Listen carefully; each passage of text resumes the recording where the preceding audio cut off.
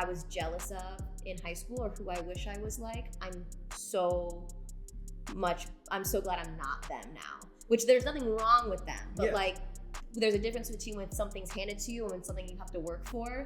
And like out of anything, I wouldn't have changed anything because now it's like I don't think I would have made the show. I don't think I would have had a business. I don't think I would have went to like college and done all this without having to deal with things like that and like working hard at a young age.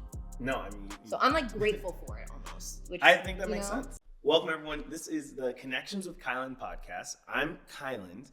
And this is where we talk about the connections that we have with each other, with things that we're passionate about, and the connections that we want to make in order to make the world a better place. So today I'm very excited because I am sitting next to someone who was literally a stranger to me 6 months ago and now is basically family. And this is my friend, Alyssa Lopez, Liz, AKA the champion of the picnic from Big Brothers 23, and as well as a young CEO to her own bikini line, Molliebird, as well as just an overall amazing and hilarious and just gorgeous inside and out human being that I am so thankful to call my friend and family member, Alyssa Lopez. I was like, wow, keep going, Kai. I mean, geez, you're really hyping me up here. You know? I'm excited to be here, though. Thank you so much for having me.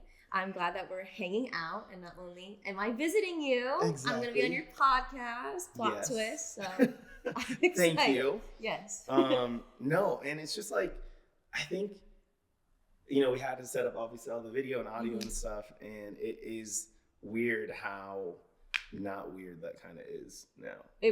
Honestly, yeah, I used to get such bad anxiety when it comes to interviews, even like business meetings, like on Zoom calls or job interviews or anything. My anxiety just goes through the roof. And now being on camera is so normal because that was something that I struggled with because I went to school to be behind the camera.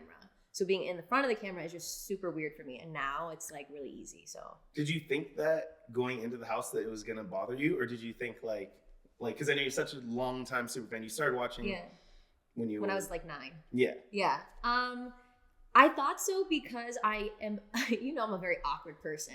So if there's a camera in front of me, I'm even more awkward. So I definitely was nervous. But going into it, I was just like, I'm just going to be 100% myself and try not to think about it. But I mean, you were in the house too. You kind of forget the camera is there after a while. I think like within like the first week, I kind of stopped. And it's almost like I forgot I was even on a show. I think we talked about this too. Like, definitely. It's almost like you forget you're on a show until you're off the show. And you're like, wait a second, I was just on a TV show. It was until we saw when we had the NFT game and we got to see, we're like, oh.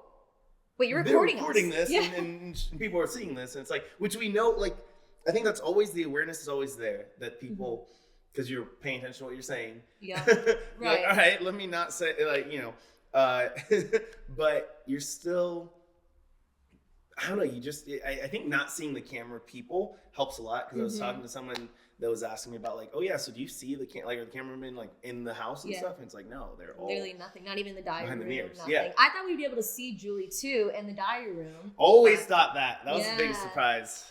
No, I remember week 1, like we had a circle up and it's like, what's the biggest surprise? It was like unanimous. I thought there would be a monitor in the diary room and there's not. And it's definitely weird, but now it's so easy for me and I do need that for my business too. I need to be able to talk about my business and be confident in interviews and cameras, and honestly doing basically interviews every single day in a diary room helps me now. So I do need that to think. I think your business is amazing and you've done such a good job with that. So I want to get to that, but I want to start kind of with the, Alyssa origin story as far as like, where you grew up. I know you had complicated history with your family, and so just kind of how would you describe Alyssa's origin up until like your first kind of job that you stayed at for a long time, and then school and from there. Okay. I would say the one word is complicated, but so I'm 25 years old. I am from Sarasota, born and raised. Other than the Big Brother house, I've never lived anywhere else. I am Puerto Rican. I don't speak Spanish. It's really embarrassing. But we're practicing. We're gonna work on Mexican, it. But that was actually literally like one of my worst subjects in school. It's kind of embarrassing. But lived in Sarasota. My childhood was a little harder than most. I wouldn't say it was like a lot of people go through way worse, but my mom became an alcoholic when I was 11 years old. My parents didn't have the best relationship, and they split up when I was about 14. So growing up with that was definitely hard, and I definitely had to grow up much faster because I kind of was very responsible for myself. I mean, even in high school, I got my first job when I was 16. I was paying, I did cheerleading in high school. I was paying for all that. So like in high school, no one really knew the things I was that were going on in my life, because it was almost like I was embarrassed of it because I felt like it was a reflection on me. But now I kind of just own it, and it's like I wouldn't change anything that I dealt with. Because of all that, I moved out when I was 17. Lived on my own. Well, I had roommates here and there. Now I fully just live on my own. I went to school for broadcast production at the University of South Florida. I commuted there. It was in Tampa, so it's about an hour.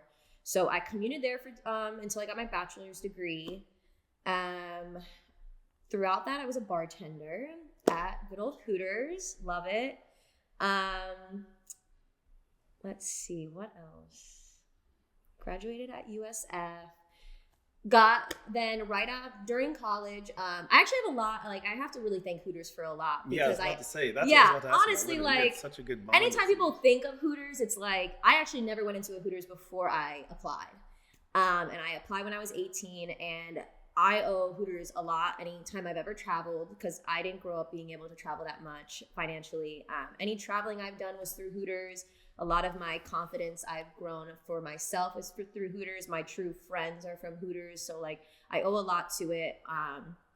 And then my very first like big girl job, I had business cards for freelance videography that I would do during college. And I gave a business card to a Hooter regular that actually gave it to someone that was looking for a videographer for a fishing apparel company. And I went in for an interview and got the job during college. And that was like my first job ever. I only had video content from college. And then he gave me the full-time position once I graduated. So I worked for that, which was really fun. I would just go boating with these fishermen like 20 miles out and just film them catching these insane fish. It was really, really fun. He started giving me more responsibilities. I became a social media manager. I started designing the woman's side of the apparel, and it started selling like out really, really fast.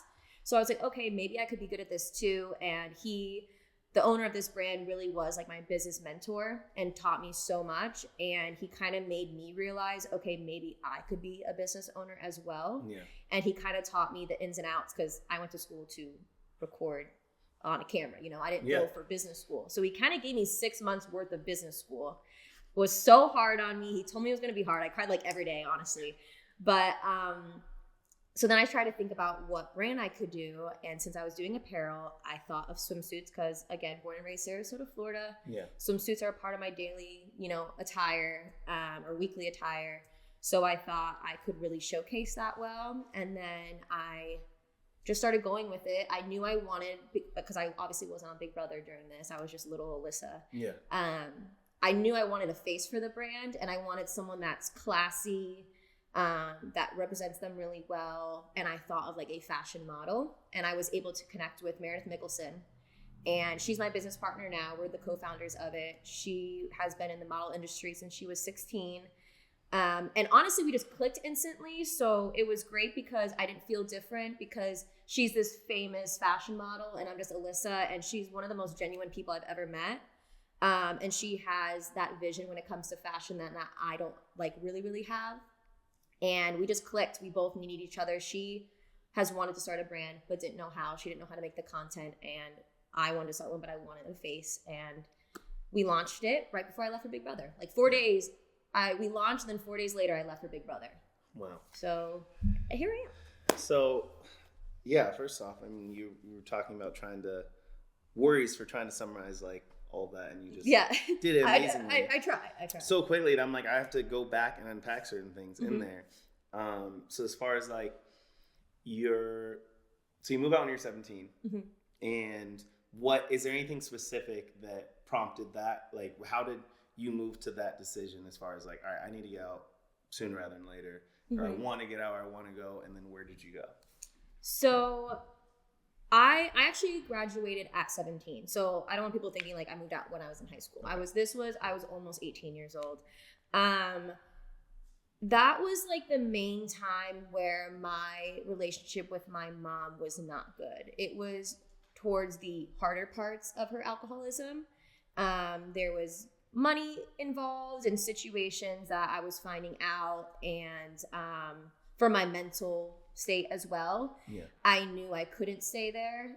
It was almost like, if you can imagine, like if you feel uncomfortable coming home every day, that's how I felt. I felt extremely uncomfortable in my own home.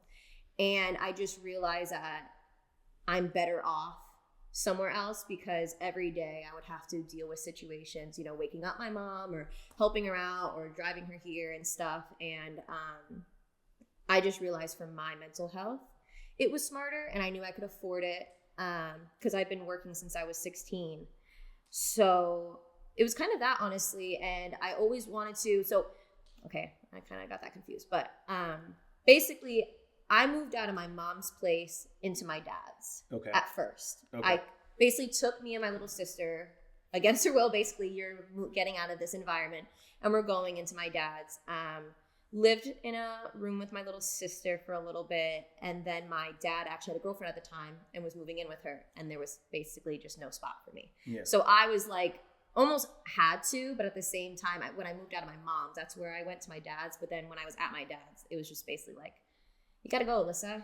I just got, literally, my dad was just like, we don't have room for you. So I tried to find a place, and I was working at Hooters at the time, and there was a Hooters cook that had an extra room, and that's all I could afford by myself. So I moved in there for 4 long months. Yeah. And then my old high school friend, we kind of disconnected for a little bit. She messaged me, and she was like, hey, have you moved out yet? And she was like, I'm looking for a roommate. And I was like, okay, like, let me look at things on my own, but if not, I'll move in with her. And we moved in, and instantly our friendship went back to what it was, because we were best friends in high school, and then we lived together for 3 years. Yeah. And then she got a boyfriend, so she wanted to go by herself with him, so then I had to go move in with myself. But now I love living alone. Yeah. So what was your time like in high school? Like, were you, and you said you were a cheerleader, were you like, you know, was this like Bring It On popular girls, or like what was it like? Honestly, in Sarasota? How big was it? I did gymnastics for 10 years. So when I quit because it's literally 5 to 6 times a week, 3 to 4 hour practices a day. And I realized I wanted to have a life in high school, because I did gymnastics. I wasn't some college level. Like, I knew I wasn't going to pursue it. So I decided to just have more of a life in high school and experience it. And I got really bored. So I knew I needed a sport, and that was the closest thing to it. I hated cheerleading. I like the stunts and the tumbling because of gymnastics, but as far as the preppiness, you can kind of believe I was that cheerleader that did not smile. I was not into it. I was so not into it. But I made a lot of friends through it. I would say in high school, I was definitely in the popular group, the partier group. You know, I didn't have parents that really cared that much what I was doing, because my dad and my mom split up when I was 14, which is when I started high school. And then my mom was mentally checked out around then. Yeah. So I didn't really have parents caring about my grades. I didn't have parents really caring about where I was. You know, I just had to wake up my mom, hey, I'm going here. And then I would just come back home 2 days later. So I definitely was in that partier, like popular group of friends. I really loved high school, and it wasn't just because I had a lot of friends, but it was because that was kind of my escape from home. So I was definitely the person that was like making people laugh. I really didn't care that much about school, which sucks. A lot of my friends all had like AP classes and stuff. I was in intensive reading. I just kind of did the bare minimum. It wasn't until college where like I realized my passion for videography I could make into a career, because I didn't know you really could, is when I really started like trying more in school. So no, I mean, I think that is all that makes just so much sense, and something that I know all of us have talked about, like the edits as far as like the portrayals that we got in the show. And two of the things I always say about you, I'm like, yeah, this is literally one of the funniest, like goofiest people ever, and one of the most hardest working people ever. So that from like our whole cast. So I think that hearing that you're making everyone laugh definitely makes sense. Yeah. And I'm glad that now, as far as like, since being out of the house and just being able to, whether it's on social when we're all hanging out or on your own or whatever, just people being able to see more of who you are, that side of you, the funny, like goofy side I don't know. I'm really glad for people to see it, because it just is something that I think is hilarious and awesome about you. But so then, as far as Hooters, I know you said that there's just been so many opportunities. I know you're there a long time. Like, as far as when people think about, who's going to Hooters, like, did you have any fun, interesting like stories, either something super funny or something super profound, as far as like a lesson or anything that you had that comes to mind? I would definitely say in high school, I did not really have true friends, and I thought I did. My high school friends were very, like if you're feeling down, but there's a party going on, they're going to go do what's cool, Yeah. And my friends in high school came from families that had money, were able to go to these colleges and stuff, and I was complete opposite. So they kind of like took me out of their lives after high school, because I had to work and I couldn't go party and this and that. And main thing of Hooters is, you think you go in, for my Hooters at least, you think you go in and these girls are going to be a certain way, because you do think that when you look in there. And I have lifelong friendships from there. I met my best friend Kristen, who has been there for me through the really hard times I've had in the past 6 years. And she literally will do absolutely anything for me. I met her through that. So being able to experience like actual true friendships that I never really had before. Also, I would say I learned a lot as far as being more confident in myself. As far as like being able to talk with people. Because before I'm awkward, but imagine me 6 years ago. I was fucking awkward. Can we cuss on this? Yeah. Oh, okay, yeah. Sorry. I figured knowing me, the biggest cusser in the house, it's probably going to happen. But all of us cuss so much more, I realize. I remember in the house having multiple conversations. You said that, like, yeah. We need to cuss. Like, I need to cuss. You were thinking, you were telling yourself, but I'm like, no, I grew up like this. I don't know why it got so extreme in the house. It wasn't even like emotional, it was just like casual. But I don't know. That I just cussed as much as I do now. But I would say at Hooters, I got to like grow into my personality more, because that from 18 to 25 or 24 when I worked there, like I really grew as like a woman, and I was able to learn how to have more small talks with people, feeling comfortable talking to strangers. My Hooters is it's in Sarasota, Florida, and so it's not like a bad area. So there's not like, honestly, the handful of like creeps that you get there is bare minimum that I've experienced. You definitely have like, it depends on your level of creepy. Okay. But experiences with them, I got to get into like, I don't know if you would call it modeling, but I got to do the Hooters calendar 3 years in a row.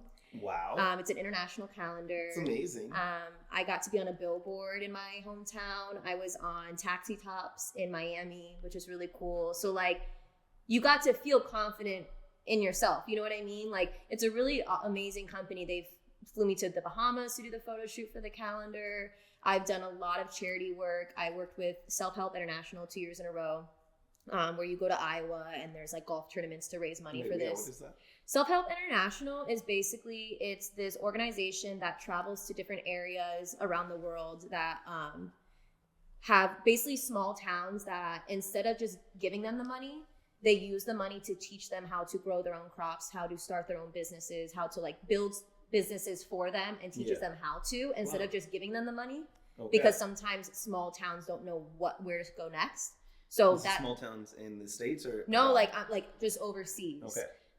So I worked with them 2 years in a row, and it's basically like a golf tournament, and you go and you raise money for that. I feel like my brain is running through that question. It's like Self-Help International, and I'm like, is it here? Yeah. Like, what an idiot. No, international. No, yeah. I'm trying to. It's okay. It's the self-talk that we talked about. So yeah. What else did I do with them? I think that's when I started realizing that I could kind of be a business person too, because I was a trainer there. I was the ambassador for that. I was the image coach. It sounds ridiculous, but you have an image coach at Hooters. Basically, because girls would feel uncomfortable going up to their managers about certain things. So like I was a girl for girls to come to. Oh wow. I was also, I'm blanking on the name of it. Shoot. What was I about to say? The calendar. Oh, I was a promo leader. So we would have promos in Sarasota or in Florida. And basically they would say, okay, Alyssa, like find 10 Hooter girls. They need to do this organization event here. And I would plan it and I would orchestrate it and pick the girls' schedule and stuff. And I like realized how much I love scheduling and like planning and stuff. And I think that's why social media management has like been something that like I really like doing too, or like planning photo shoots and prop lists and stuff for Molliebird. Yeah. So I did that. And yeah, Hooters is definitely hard to leave because not only how fun it is, how easy the money is, and how much money you make. I mean, I was able to still go on trips and stuff and have my own place and have roommates and stuff and go to college, and you make an insane amount of money at Hooters. Just from the regular, not from all the extra stuff. No, just from like just tips you can get. Hey, just empowering more women. Yeah, I mean, it is hard to leave because some girls will go to college and then be making all this money at Hooters and realizing like, why wouldn't they just stay? So I'm really, really thankful I was someone that was like, no, keep going, because people around me weren't going to college. Yeah. So I'm glad I did that, because even at my full-time job after, it was less than what I was making at Hooters, but I knew I'm gonna potentially make more, build instead of just sticking at Hooters. So yeah. Oh. I quit right before the show because I was still working there like once a month. My management wouldn't let me leave. So I was like, I'll do once a month. And then I worked a little bit during COVID. I had like 3 different jobs. So I worked there and then I quit in May, right before the show. Wait, so what was the process like did you have to audition for the calendar, or you were selected, or how did that work? Like, yeah, you kind of audition. My first year I didn't get it. But it's okay. That was like when I was my prime awkwardness. But you basically go to you go to auditions. So you go in a bikini. They take like 3 photos. They do like interviews about like questions about you, and that's it. How many people are in the calendar, like on average? About I would say, do not quote me on this, but I would say at the most 300. I think. Because basically they have like a main girl, like Miss May, Miss April, and then there's about 10 girls next to it. Yeah, and then there's also like a pull-out poster. So it's about like, usually any store, there's 1 to 3 girls, but Sarasota, there's about 10 to 15 girls that get in it. What month did you get? I was August. I wasn't Miss August. Okay, I wasn't that cute. Hey, you still made it. You made it. You're printed. Yeah, I was in August 1 month, and then I was in the pull-out poster the last 2 months, or the last 2 years. That's pretty cool. I feel like I've seen that in people's profiles before, like 3-time. Who's your you think it's pretty cool when you're doing it. Yeah. But now I'm like, they didn't. Still pretty cool. Yeah, you don't even get paid to do it though, so it's kind of like free money for them. But it's kind of weird because it's almost like I call Hooters the adult Disney World, because people come and want your signatures and your photos with you, and like it's so weird because at Disney you get like kids get so excited to get Mickey's autograph and a photo with Daisy and stuff, and like people come to Hooters and want photos and want autographs, and there's calendar signings. It's so weird. So you're already used to all the photographs and everything. The photos, I can do photos, but as far as like talking, there's a difference between having an interview like this than talking to some guys at a bar being like, all right, let's do some shots. You know, like that. Like I loved Hooters because I could completely be myself, my goofy self, and just have fun. Like it really is so fun. Well, you can be yourself here too. You know what I mean. I have to be a little more professional now, but. No, so wait, as far as speaking of like, taking photos and autographs and everything, what's that been like now after the show?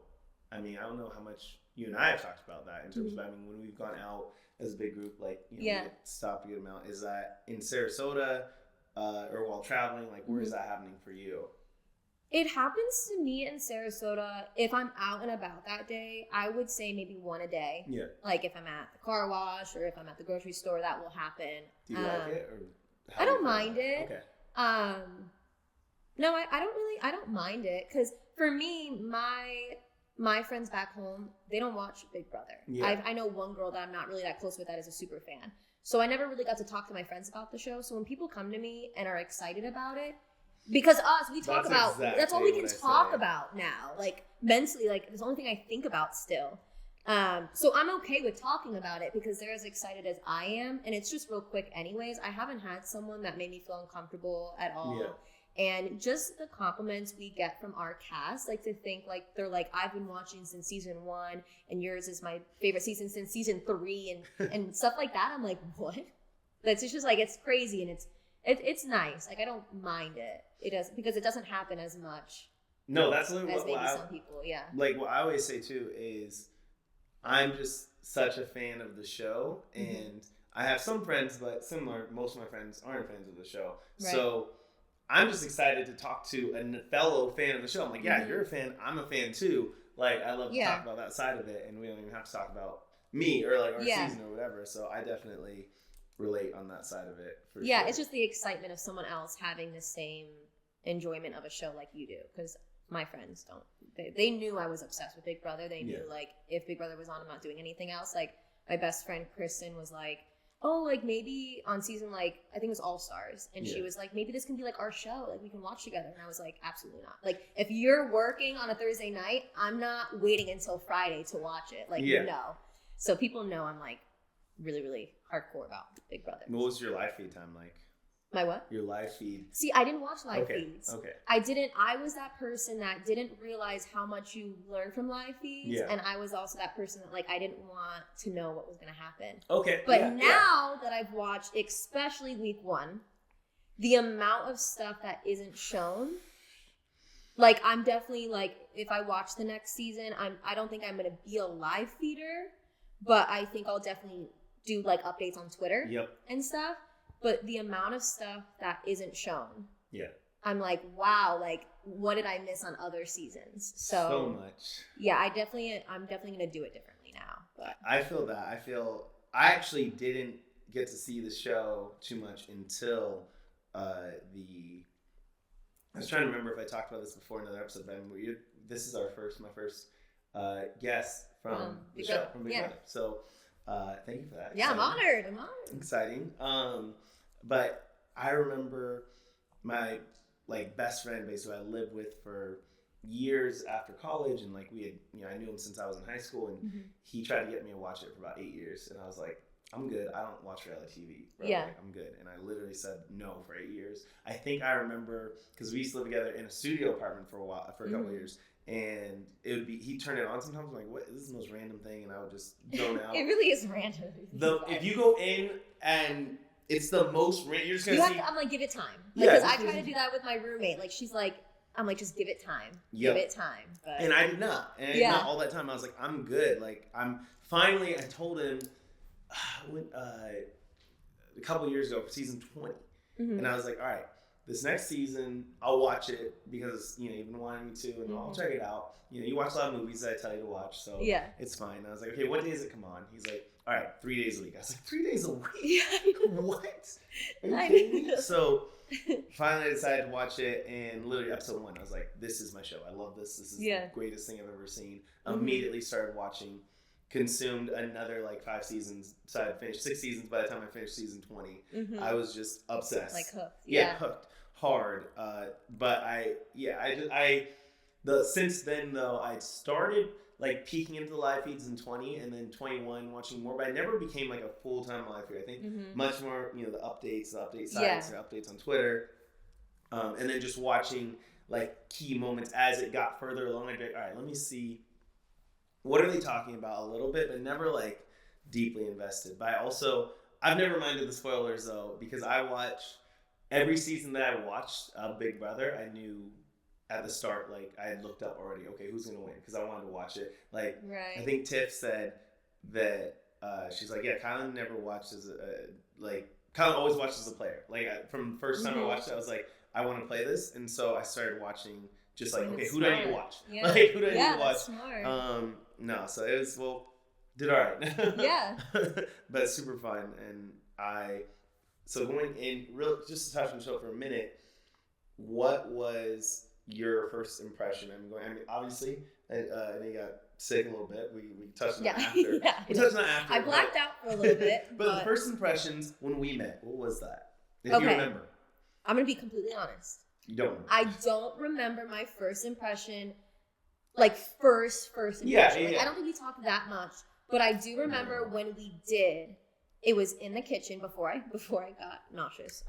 It was in the kitchen, and I remember I was like, not only is this is so nice, like he's so nice, but also because basically I would say like my sister's name, Elena, or my business partner. And you remember these names. Like, oh, so Elena, she's 27 in this, so what does she do? And I was like, well, like he listens, like that's so nice. But at the same time, I'm like, okay, mental threat. Like I'm like thinking that too. So I definitely thought that. And then I just remember just week 1 in general. I remember, I think there's a clip of DX being like, if it's you and Kai, you don't think you'd stay? And I'm like, I would vote for Kai to stay over me. Are you kidding me? Like you definitely were like the sweetheart of it. I know the girls were like, there's no shot I'm staying next to Kai. Like I would just want to leave if it was between me and Kai. So that was like, I guess like I don't have like an ideal first impression, but like I just remember that. I appreciate that. Yeah. I just remember too, the other significance of us being here. We were the very first blog buddies. Yes. And we sat here. To. Yes. We had deals on deals and remember there's this story of it was me, Kai, and Claire. And we were in the checker room, and I was like, do you think I'm going up? Like, I don't know. And you were like, me, 90% sure I'm not going up. You, 1,000% sure you are not going up. And then we just look at our faces like, because I think people know Frenchie's deals. Oh, man. That was the funniest part when he was just like, no women and no minority. And then you put up the boom. At least put SB or Claire or something. Why you gotta put me up? I remember that, and I was, oh my God, what a week. I remember, so we had that chat literally minutes before nominations. I was like, no chance are you doing Yes, Alyssa, 1,000%. And then we're sitting at the table, because people don't know, like, we're sitting there for a lot longer than you see on TV. Yes, we're just like so sitting there quiet, staring around. I'm like, yeah, we're good, obviously. And I look at you, I just see like this look of just, I don't even despair. And you're just like, and you like nodded your head no. And I was like, what is she? Yeah. What? I don't know. What is she know? Yes, because happening? I remember because I got such a weird vibe from Frenchie that day. He wouldn't give me eye contact. But I was like, don't overthink it, because my biggest thing is overthinking. Yeah. But now that I look at it, I should have thought more. Me too. In the house. But right as we're walking to Noms, X goes, because I'm thinking it's going to be Travis and DX. Yes. And X goes, the plan went south to me and SB. As we're sitting down, and I go, what do you mean? And he goes, basically, it's going to be one of you. And I'm like, I'm looking next to SB, the sweetest person ever. And I'm like, okay, we all know for damn sure she isn't going up. So I kind of was like prepared to see my face. And that's when I looked at you, and you thought like I knew you were going up. But I was just looking at you like, oh my God, because we were like right across from each other. I want to know your first impression of me. Yeah, okay. You have to be completely honest. I know, I have to remember. I mean, I think I feel similar. Like, it's a blur as far as that first, because we all walked in to live and immediately went into we were on stage, we walked into the house, immediately into a competition in the backyard. So everything's kind of flustered in that sense.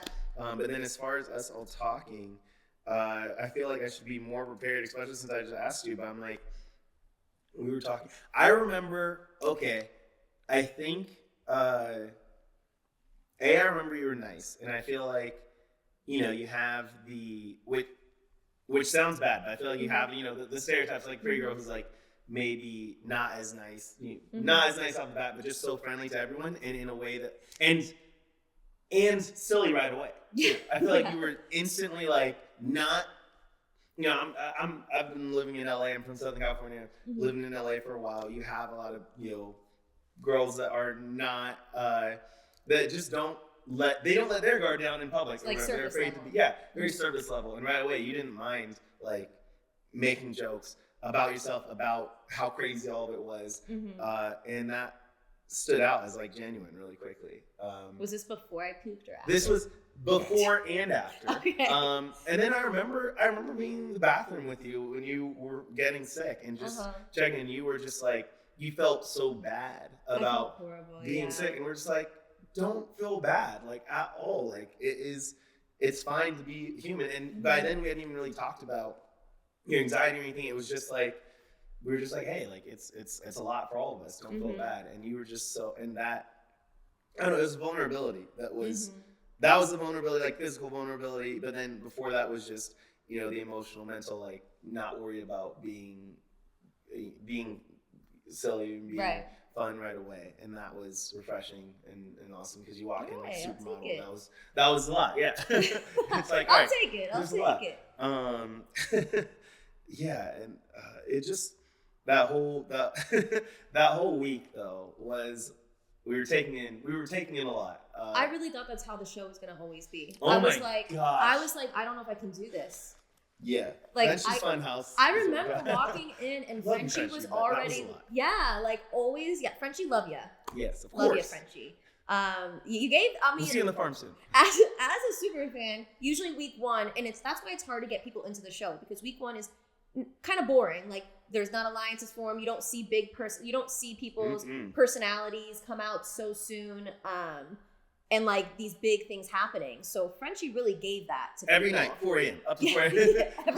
every night. I was like, this is what we're doing for 100 days, like 90 days. I remember when he was like, I don't want to talk about game. I don't want to talk about it anymore. And the Kings were like, all right, let's just go to sleep. But before the night before noms, we're like, let's go to sleep.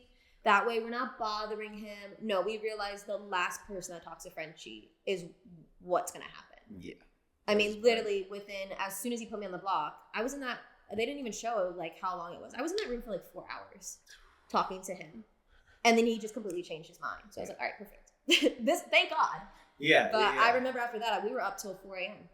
And then I do feel like that, the other benefit to that too is that like, I did feel like we bonded by being in the block together. Yeah, because we understood how it felt. Yes, and it also took out, I feel like after week one, I was no longer afraid. Like, I feel like week one, I felt, and I was fortunate I got to get off the block before eviction night. Yeah, that sucked. Which, I was fortunate. But I remember, I've always talked to X, I was like, that was the scariest moment of my adult life. Like, other than, like, in over actual life or death situations, that felt like a life or death situation. It was so uncomfortable, especially week one, because it's like week one, everyone is like, everyone's worst fear being nominated week one. And then like, they don't show. Because like, you told friends, I remember you said, but you told I'm friends. not, like, if I left week one, my friends were freaking out, not because it's like, oh, Alyssa's not going to win. It was like, we're going to have to deal with Alyssa's mental state if she leaves week one. Is that what you told people? Like, hey, I would rather not. I would rather, I don't know if this makes me sound like ungrateful, to be on it, but it was like, I would have rather not gone on than leave week one. Yeah. So when I saw my face, what like you don't see is when that face comes up, we're sitting there for a solid like 30 seconds of silence. And I just remember I felt so like, oh my God, these people hate me. Because I didn't know it was like really just Frenchie. So I was like, all these people don't even like me. Like, I felt like I was being myself. Was it the throwing up situation? Was it this? Like, I remember feeling so many emotions of like not, I don't know if it's judged, but like, oh my God, these people don't like me. Like, I was like, I'm getting rubbed the wrong way, or like, maybe I need to do something different. So like, that whole feeling was so, but it's true. Like, the next time I was nominated, I was just like, it is what it is. Yeah, exactly. And it's like, are you upset? Are you upset? I'm like, no, it is what it is. Yeah. Like, wasn't expecting it anyways, but yeah. But I think Frenchie, because now I beat Portia in the record of being the distance, like the longest of being nominated the first time and the second time. Like, I was nominated week one, and then I wasn't nominated till week 8. And that's the longest distance between the two noms. Wow. So, thank you, Frenchie. Appreciate it, buddy. So I'm like, when was I? Oh, it was 7 then. Yeah, Portia had the longest, I think. I don't remember what hers was. Maybe but I'm like... It was either 6 or 7, yeah. Because my second one would have been Tiff's, and that would have been week, what? Oh, wait, so maybe yours was the longest. Wait, who got nominated next? Wouldn't it be me? Because it's me and Esty. Yeah, nominated. Oh, yeah, yes. Yeah, so you got longest, and I'd be like, I guess, tied with Portia maybe or something. Yeah, maybe. So interesting. I didn't even know about that. You even looked at your records? I looked at them. I didn't see that one. You didn't see that one? Yeah. Oh, yeah. The records are kind of cool. It's kind of cool to look up from records. It and is. see. Like, especially ones that are like first. Like, I like mine. The first two. I'm the first person. What was it? First person to win Zingbot and OTEP in the same season. So like that will never change. You know what I mean? It's not like no one will ever do that. So like that's kind of cool. Yeah. The first person of color to win OTEP, which thanks Kai. Appreciate it. You could have had that title. But, hey, I did not know that at all, but I'm so glad. I'm glad. We both won a veto on OTEP, so you know it worked out. Yeah, true. Yeah, I'm gonna have to look at that and find out like because maybe I'm first to get second on OTEP. I mean, technically you won a veto, so technically it should be both of us. No, but and you won the real. Remember the real veto? Yes. The full size veto. Yeah. I had you won the full size veto. You won 2 size vetoes. Yes. Oh, that was pretty cool. I did not. That stat I need to look into. I feel like, so now there's some cool stats in there. That's pretty fun. That is weird just to see on the Wikia information about us like in the season. Yeah, it's cool. I don't know. That is. Yeah, that's something I love for sure, and it is. But so your first week, getting through, you started getting sick. That I know you talked to us a lot about. That was anxiety for you, and something that you've dealt with for a long time. So like, how long have you known with that? Like, what has that been like for you? Your journey of. I think just because how I grew up, always stressed out and overwhelmed, that I think like deep down I've always had it. But honestly, I can't even explain what it was or how it was where it got so severe where if I was just excited to go bartend on a Friday night or I was nervous to go out to a club or a bar. There's a scientific word for it. We all know, I'm not going to remember it. But basically, it's a nervous stomach. So whenever I feel excited, nervous, anxious, anything, I get sick. And it doesn't stop until I stop thinking about it, which was I was so scared that was going to stop me from going on the show. I was so nervous. So before the show, it would happen a lot. If I was doing a job interview, I was getting sick at Hooters, like in the bathroom. If I was dealing with a breakup, really, really bad, I would get really nauseous. So I was nervous that was going to happen in the house. And then I literally remember this moment because again, it's live TV. Like you said, we went straight out and competed. I blacked out. I didn't even know Julie said the new prize money. Like when they said that in the DR to me, I was like, how much was it? Like I blacked out. And I just remember I was in the kitchen talking to Big D and Claire and it hit me. Like the feeling I get when I'm going to get nauseous. Okay. And I try to like not think about it. And I kind of like black out when it happens. And this was before the live feeds were up. I ended up throwing up and I threw up a handful of times. And I remember I felt bad because it's like, I don't want people feeling bad for me. And then I felt bad because people wanted to keep checking in. But I remember Whitney actually came in. She was like, I don't think you understand. Like we're all overwhelmed and you're almost helping us because we can go check on you and talk with you and get to know you because it's human, what's going on. But like, you're kind of giving us a break too. And I genuinely remember throwing up and thinking like, damn, I'm going to leave. I was like, I really felt that because I felt like so defeated. I was like, dang, I did not want this to ruin my chance. And then I feel bad because I always just easily feel bad. I'm like, I took someone's spot that could have done this and I'm going to have to give up because of something that I can't control. And I remember I was like in the diary room and I was like shaking and they were like, are you okay? Because I will say I kind of like, I didn't think it was going to be that bad. And I kind of told them, yeah, my anxiety's fine. I handle it. So yeah, that was a lot. And I remember I was so scared that I was going to have to quit, but I do take medication for it. Literally other than severe moments like that, it's pretty moderate because of my medication.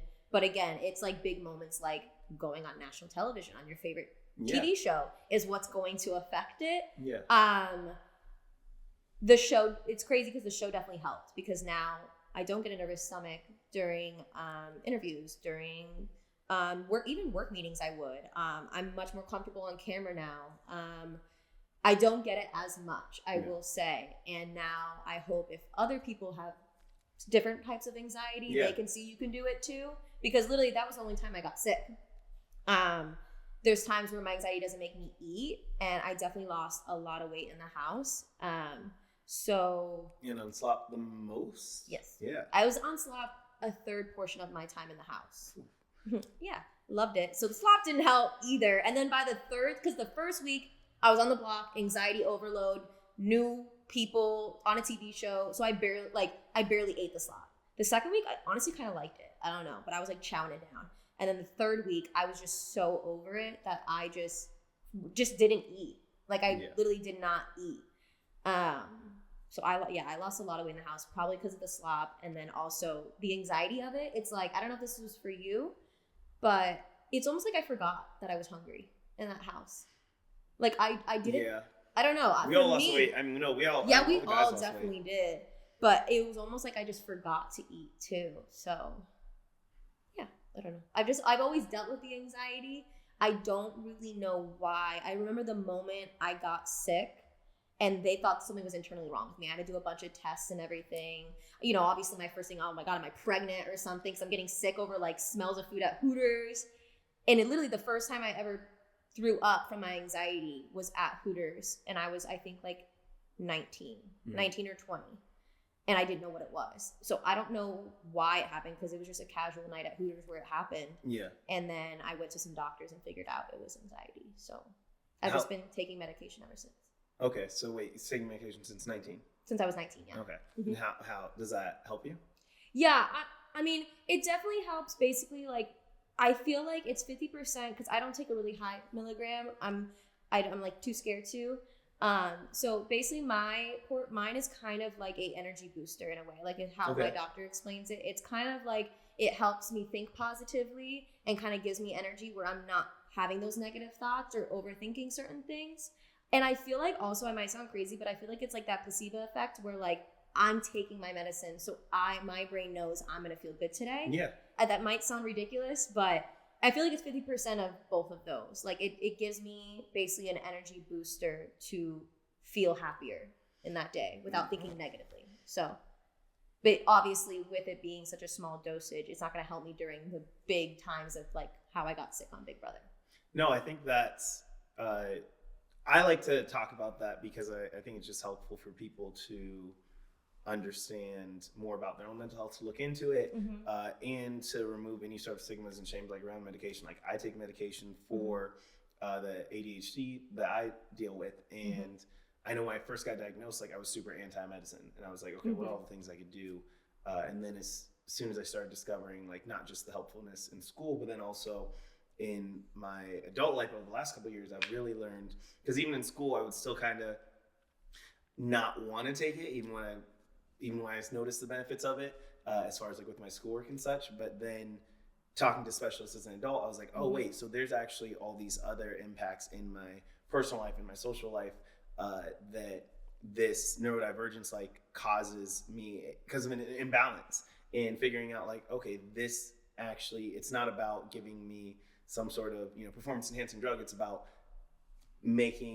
allowing me to be on an even playing field with how everyone else functions. And as I discovered that in these various areas of my life, like that's something I like to talk about, because I'm still anti-medication on a lot of things, but then on some things I'm like, hey, if this is something that you actually can't control, or something that is just different about how your brain's built, positive thinking is not going to cut it.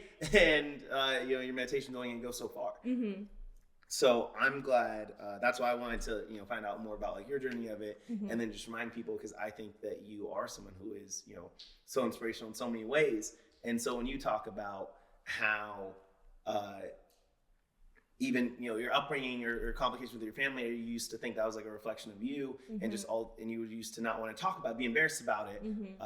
I'm super glad to talk about it on any sort of platform, to uplift that story, because it's like, it's hard to have any good testimony without being tested. Mm-hmm. And you got tested at a young age in all these ways, and you Right. came through in ways that I find super inspiring, super amazing. And so I like to promote that and to let people know about, and to remind you of how awesome that you are and all the things that you've done. Yeah. So are you, buddy. Of course.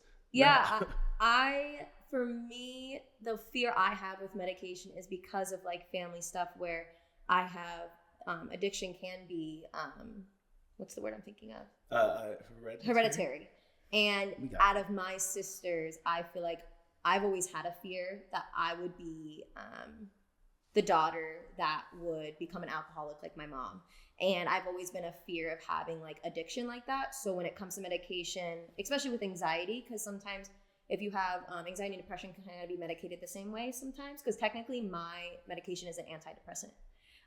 So I always was really nervous to do anything more than what I do because I get so nervous about addiction.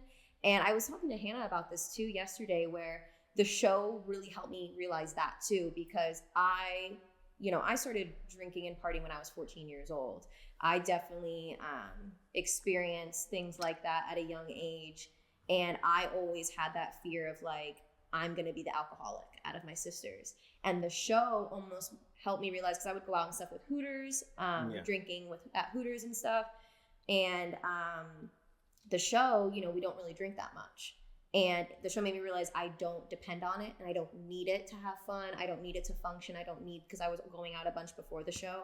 So the show kind of made me realize like, okay, I'm not going to be that person. Like I don't have to have that much of a fear. So it kind of opened my eyes. Yeah. But I would say, especially if the people I was jealous of in high school or who I wish I was like, I'm so glad I'm not them now. Which there's nothing wrong with them, but like there's a difference between when something's handed to you and when something you have to work for. And like out of anything, I wouldn't have changed anything, because now it's like I don't think I would have made the show. I don't think I would have had a business. I don't think I would have went to like college and done all this without having to deal with things like that and like working hard at a young age. No, I mean, so I'm like grateful for it almost. Which I think that makes sense. Yeah. Yeah, it's every single thing that has happened. Like if you look at, the butterfly effect or anything else, it's like, I'm a big proponent of that being so true, that the smallest difference, like if you trace back in your life, all the things that had to happen to go right for you to be here, for you to be alive. Like I think Gary Vee talks about, I think it's like 800 trillion to 1 odds of you being you. Yeah. And just all of the things that had to happen in terms of it, someone stopped to tie their shoe that day and they, missed a certain car, and it just changes so much. So that's why like I've always had trouble with, or not trouble, I guess I should say, I've been benefited with that mindset. So it makes it's hard for me to ever feel like I regret anything, because I'm like, hey, whatever it is I'm experiencing right now, it's like, do I wish it was different? Maybe I might wish it was different in the moment, but like, would I honestly say that? It's like, no, because whatever bad things have happened in my past now, like I wouldn't be here. And and you're like completely you. So like, it's almost, you feel bad for the people that feel like they have to be someone else and have to be that. And it's like the things that you and I have not necessarily dealt with, but gone through. It's like, I'm glad because I'm me. Yeah. And like my confidence of who I am, I think we're pretty fucking great. I'm gonna be honest. I think we're pretty cool. So I'm grateful for it. No, I'm glad. And I think the other thing I said earlier, I was like, I talk about 2 things about you. I say, how silly and funny you are, and then also just how hardworking you are. And going into the story that stands out to me from when we were in the house, that also was kind of that same trigger. I was like, oh, she's an extra mental threat more than like, she's not dim like Zingbot said. She is. Listen, I didn't get the joke, not because I'm stupid, but because I know I'm not stupid. That's literally why I didn't get the joke. Why I know I'm not stupid. Yeah. So then I'm like, what? That made me thinking like, am I missing something in this house? Clearly I was, and I just could not figure it out. But that's why I didn't get the joke, because I'm not trying to sound cocky, but I know I'm not stupid. Am I book smart? No. But I know I'm not stupid. And it was just like, wow, this show is because that Zingbot, you really don't know what America thinks of you. Until Zingbot. So I'm like, wow, I'm the dumb one of the season. I was like, I'm the idiot. And I never thought I would be the idiot. Well, I'm glad that you're not dumb, and because that's what I was saying. The story that stood out to me was when you literally were talking about teaching yourself editing and stuff, and you're just your notes, and you're like, what was that in college or was that after college? So in college, when I went for broadcast production, I did a lot of my like electives and stuff was like video editing. I had a drone class. I had my own drone license. So I had like this really, it was like the first year that they had this class at University of South Florida. So I got my drone license. A lot of the aspect of like learning more of the editing was after college at my first like big girl job at the fishing apparel company. Basically, my office was the same office as another company he owned, which was a media agency where they do all like the car commercials in the area, the radio spots and things like that. And their video editor worked there, like right across from me. And that he basically just showed me like everything, like the basics of After Effects, the basics of, I was really familiar with Premiere Pro, but I wasn't in After Effects. So he gave me like a month's worth of just every day working on it. Cause it's really, really overwhelming. The software and learning it all. Yeah, I've never bothered because it's honestly like that's why I never did either. I would just use plugins and stuff. So he taught me the basics, and then whenever I had a new video to edit, I would watch a new transition I want to learn or a new effect on After Effects and just watch the YouTube. And I have like these 3 books I keep in my office still to this day. Yeah. Because for me, it's hard for me to remember them. And I just go back. I have like a table of contents like in the front to know what transitions on what page. And I just do that. I do miss that now because now I don't do a lot of video editing for Molliebird because now I'm the business owner. I need to hire the person to do it. I still do like the social media stuff. I edit some of the photos. I get like behind the scenes content and stuff, but I definitely miss doing that because that's like my true like passion. I mean, you wrote your own manual from of how many pages was it? You said like it was like the table content, like the video editing. Yeah, thing. All that. There's like just 3 notebooks, like of just like step 1, step 2, notebooks full of. I would just handwritten or typed. No, it was just handwritten. I like handwriting. I don't like just a couple hundred pages of handwritten notes. Yeah, no big probably deal. Makes no sense to like a lot of people, but the way I wrote it, it looks like ridiculous. But yeah. Just the amount of like intense focus and discipline that takes to do that is huge, and so I think just another. It makes sense that I'm glad that you know you're not dumb or dim. I know. I didn't get the joke. That's why. And then I'm like, dang, because I remember there's a part where you like, no, Alyssa, don't say that. Because I go, I don't get it. And you go, Alyssa, no, that's going to make it worse.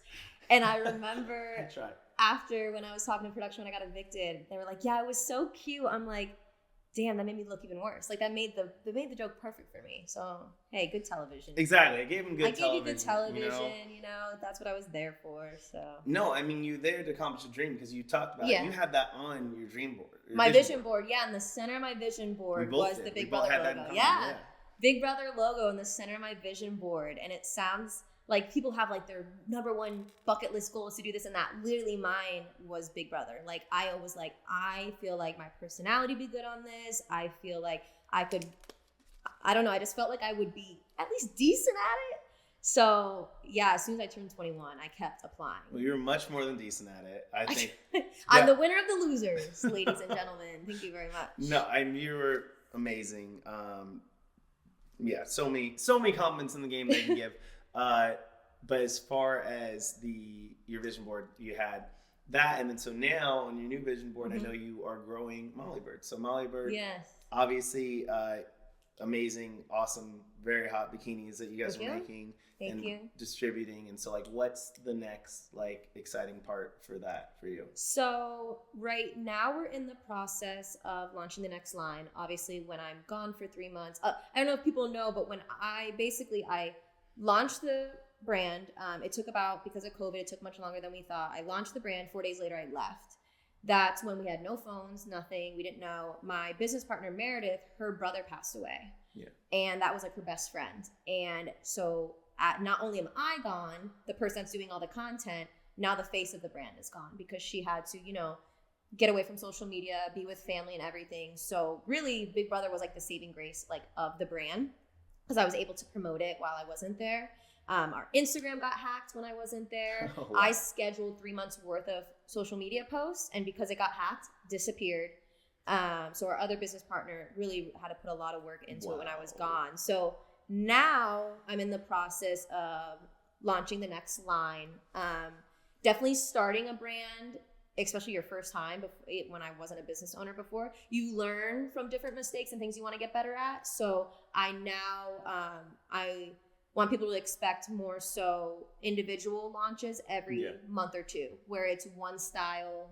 We're going to do smaller quantities, and basically 1 to 2 times, like every other month or every month, of a new style. And I feel like bikinis, I've realized when the trend's there, it's there and then it goes. Yeah.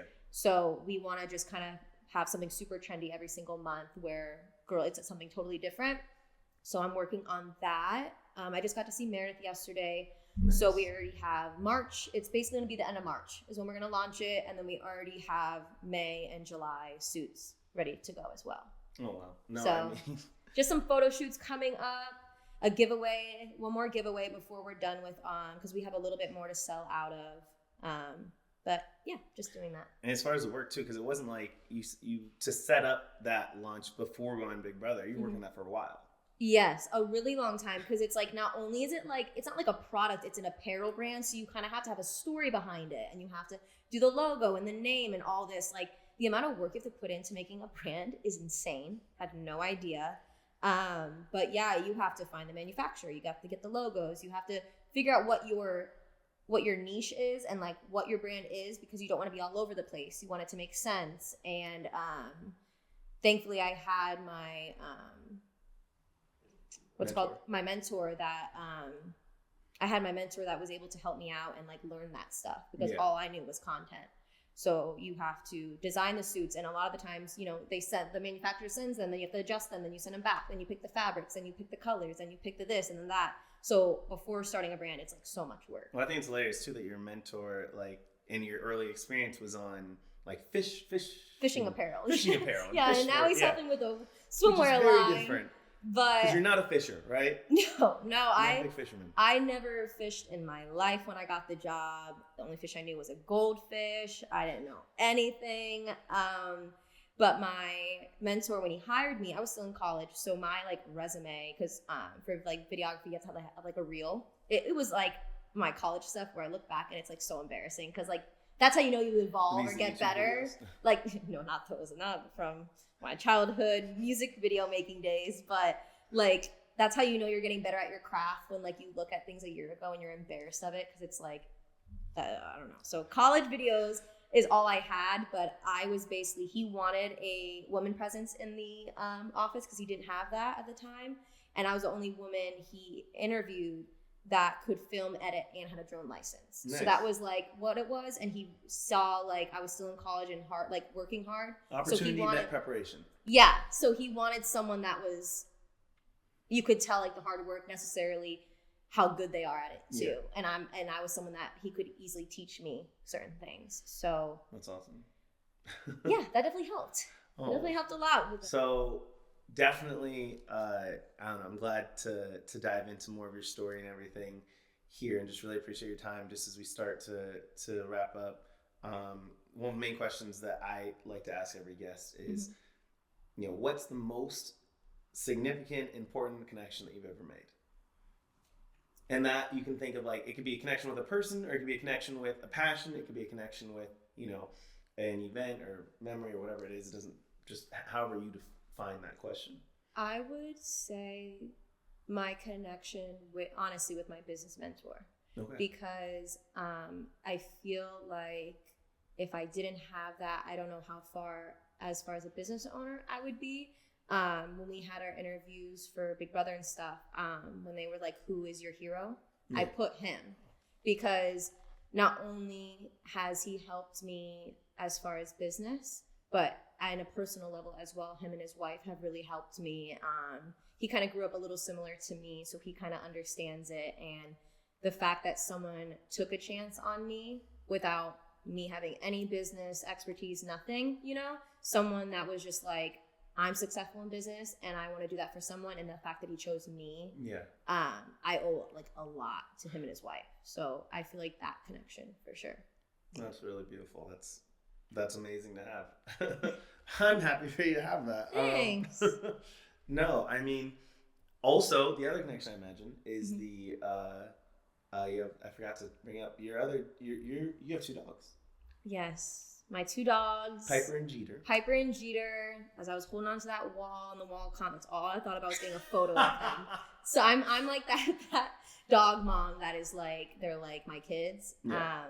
Jeter was not my childhood dog. We got him when my sister was 16. She's 27 now. When my parents split up and everything, I basically took them. Yeah. So I have had him for a while, and then I adopted Piper. She's 2, so I adopted her when she was 4 months old. She was in a kill shelter in Louisiana, I believe, and I adopted her at a shelter that they grabbed her from there in Sarasota. So I'm obsessed with them. Oh my gosh! Wait, so how? One's 2. One's 2 and one's 11. Wow. Yes. Yeah, they are cute. Thank you. Thanks. I'm obsessed with them. I am a total dog person, not a cat person. Yeah, I love them. Like, honestly, they help too. Like, people are like, oh, what do you do when you feel stressed or you feel anxious and your anxiety? Like, being with my dogs helps. Yeah. Because, like, you walk in, you could literally be the worst person on the planet, and your dogs are so excited to see you. So, whenever I'm having a bad day, coming home is great. Oh. So, well, no, I don't know if that sounds corny, but. No, not at all. I'm lovely. I'm glad we couldn't end without bringing up the dogs. Yeah, so they couldn't. You know what? I appreciate it. I didn't want to bring it up, but I appreciate it. No, well, thank you again for just everything, and obviously Molliebird, you talked about what's coming out. Mm-hmm. Is there anywhere else that people can connect with you as far as what's the handles for the social websites? Okay, Where does everybody connect with Alyssa and with Molliebird? Yeah, Molliebird I have on Instagram. It's Molly with an IE. So it's, remember I was going to do that? Yeah. Yep. It's MOLLIEBIRD.swim on Instagram. Molliebird.com is where you can shop.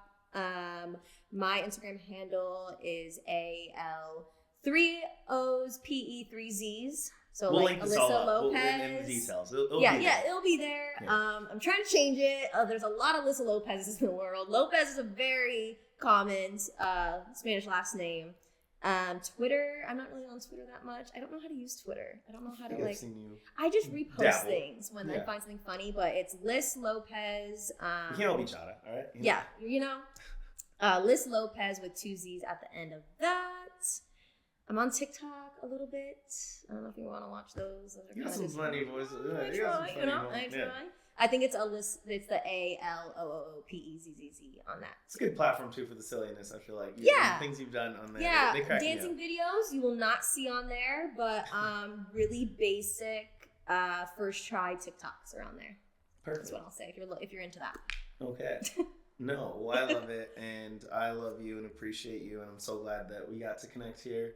And thank you so much for being here. Yeah, I really appreciate you having me on. We're hanging out. No one would have thought. In LA. We're hanging out in LA. Who would have thought? Who would have thought? But I'm really excited that I got to come on and see you do this. You seem really passionate about it, so I get excited to see people I care about like doing something they love doing. So I appreciate you letting me on. Yes. I appreciate you. Yes. Thank you. Well, thank you all again for tuning in. Connections with Kyland here with Alyssa Lopez, and talk to you soon.